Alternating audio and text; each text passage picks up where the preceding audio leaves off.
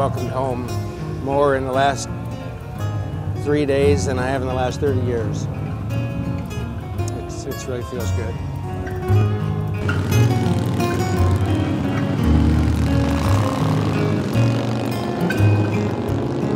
As you see, people who have been in Vietnam, you're going to see that hug a lot this weekend, and it's simply the phrase, "Welcome home, brother."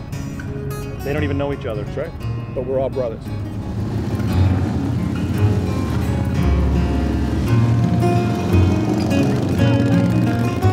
It really makes you feel good, and finally, after 35 years, we feel like we're being recognized for the sacrifices we did make for this country. As I was walking down there, a lot of guys just walked up, female and men, and just saw out of the blue said, "Hey, welcome back, brother," or "Welcome back, you know, good to see you back here," and stuff. And that goes a long way for me. I mean, it does. Being career military and with all the wars and stuff going on, it goes a long way. These fellas just didn't make it home, and these people are walking up saying, "Welcome home, brother. Welcome home," you know, and there was just so many that didn't get to come home, and they're honoring the ones that did get home.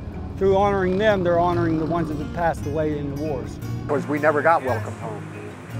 For many years after I got out of the Navy, you know, I didn't really tell people that I was in Vietnam, and I was only in Vietnam 4 months, and it was in the waters of North Vietnam. And it wasn't until actually that I joined Rolling Thunder in 1996 that I found out it was okay to tell people I was in Vietnam, that I shouldn't be ashamed of it because of the negative stigma that went along with Vietnam vets. Some of these guys seen a lot of bad stuff over there, and they think about that. They cue in on that, and I mean, a lot of Vietnam veterans will tell you that. I mean, you could just be driving down the road, and a certain song comes on, and you're back there. I mean, I've experienced when people burn their chimneys, their fireplaces, just the smell of whatever they're burning, it triggers, and you remember that smell for whatever was burning or cooking in the Villes in Nam, and it takes you right back there. And people don't understand that, you know.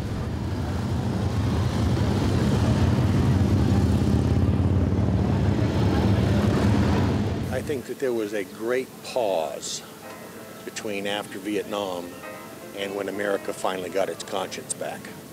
And 9/11 was the attack on the American homeland. Up to that point, there really hadn't been any outside attack on the American homeland. And I believe that the American people got a wake-up call and finally realized the sacrifice and the things that the servicemen, all of them, have to go through in order to keep our freedoms as they are. And as the banners say, freedom is not free. There is always a price to pay. You know, they may have had that parade in New York, but it was supposed to be a giant homecoming. But there was still many people that held that stigma that, you know, Vietnam vets, they're homeless people, they don't work, they drink or drug, and it's not true. It's not true. Although Vietnam vets do have the highest homelessness rate of any group of veterans right now. You know, the old story is, you know, you got a homeless person living right across the street from the White House. Why is that? Why is that? Can't our country take care of these people somehow? They served their country with honor, so let our country take care of them now when they're down and out. They're complete strangers out here, and when they see my Vietnam patch or Tonkin Gulf or my color beads or something, they know that I'm a vet. And when you see one of these big burly guys come up and genuinely hug you and say, "Welcome home, brother,"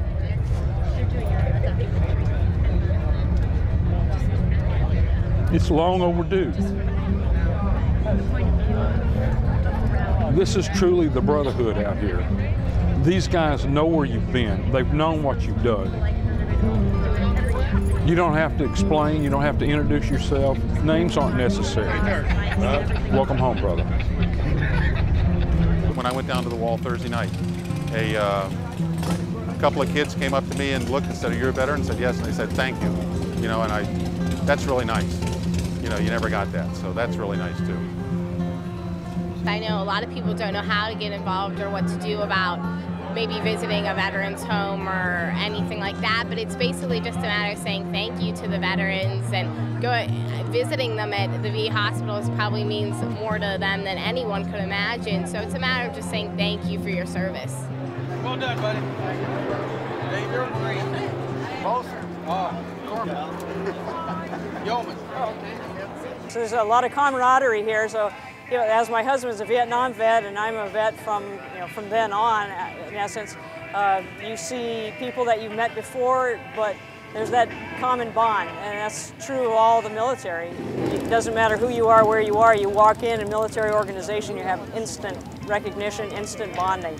And the same thing here. You see another vet, doesn't matter whether they were Army, Navy, Marine Corps, or whatever, you know that what they've been through, or at least you can understand what they've been through if you haven't done that yourself, and you have an instant relationship, you can talk to anybody.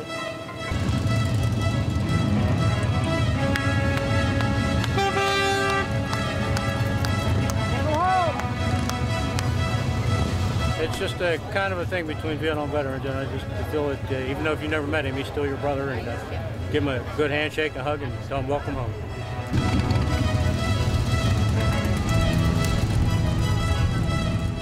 I ran into a guy that served with the Marine helicopter squadron that flew medevacs for me in Vietnam. And we were walking towards each other, and I saw his patches, he saw mine, and we said, "Hey," you know. And the chances are minuscule that he ever flew medevacs, you know, for my unit or something like that. But, you know, the camaraderie was there, the connection, you know. Hey, you flew HMM 262, Chatterbox medevac, you know. So the connection is there and the camaraderie is there. Yeah. You may have never met at one point, but your brother's in arms. Oh, yeah. It's, I think it's just shared experiences, you know, and it's rather trite, but, you know, people say, been there, done that, got that t-shirt.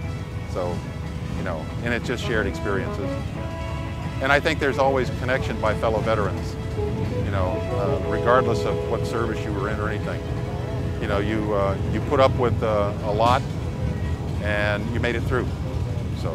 Last night we stopped in Bedford, or where were we last night? Harrisonburg. And we were having dinner. One of our members ran into a guy out in a restaurant, and he asked him if he was a veteran. He said, "Yes, Korea." And he said, "My wife and I have been reading about what Rolling Thunder does." He said, "I appreciate what y'all are doing." Well, first the guy told him he appreciated his service. And the guy then handed him $20, just a donation to our chapter. So that's thank us. We thanked him, but he said, "No, I want to thank you for what you're doing." We look a little different, you know, but we're just good people. I think it's a very good crowd here. I don't know if you've had a chance to meet many people, but everybody here is very close. I mean, even if you've never met them. I mean, it's people will do anything for you in this group, you know, like brothers and sisters. So it's really been a good experience for us.